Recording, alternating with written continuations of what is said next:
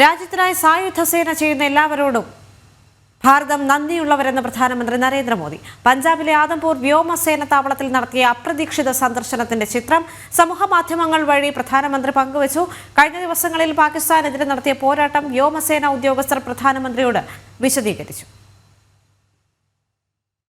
അപ്രതീക്ഷിതമായാണ് പ്രധാനമന്ത്രി നരേന്ദ്രമോദി പഞ്ചാബിലെ ആദംപൂർ വ്യോമസേന താവളം സന്ദർശിച്ചത്. ചിത്രങ്ങൾ പ്രധാനമന്ത്രി തന്നെ സമൂഹമാധ്യമങ്ങളിൽ പങ്കുവച്ചു. ധൈര്യവും ദൃഢനിശ്ചയവും നിർഭയത്വവുമുള്ള ഭാരത സൈന്യത്തോടൊപ്പം ചിലവഴിക്കാൻ കഴിഞ്ഞത് പ്രത്യേക അനുഭവമെന്ന് പ്രധാനമന്ത്രി കുറിച്ചു.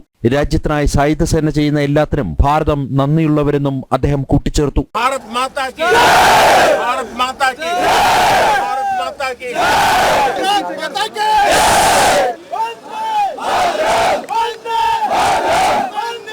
ആദംപൂർ താവളം കേന്ദ്രീകരിച്ചായിരുന്നു പാകിസ്ഥാനെതിരെ ഭാരതം വ്യോമ പ്രതിരോധ സംവിധാനങ്ങൾ ഉപയോഗിച്ചത്. സേനാ അംഗങ്ങളുമായി പ്രധാനമന്ത്രി സംവദിച്ചു. പാകിസ്ഥാനെതിരെ ഭാരതം തൊടുത്ത ആയുധങ്ങളും ശത്രുരാജ്യത്തിന്റെ ആയുധങ്ങളെ അതിർത്തിക്കപ്പുറത്ത് തടഞ്ഞതും ഉദ്യോഗസ്ഥർ പ്രധാനമന്ത്രിയോട് വിശദീകരിച്ചു. വ്യോമാക്രമണത്തിൽ ആദംപൂർ വ്യോമസേനാ താവളം തകർത്തു എന്ന് പാകിസ്ഥാൻ വ്യാജ പ്രചരണം നടത്തുന്നതിനിടയിലാണ് പ്രധാനമന്ത്രി പ്രത്യേക വിമാനത്തിൽ ആദംപൂർ വ്യോമസേനാ താവളത്തിലിറങ്ങിയത്.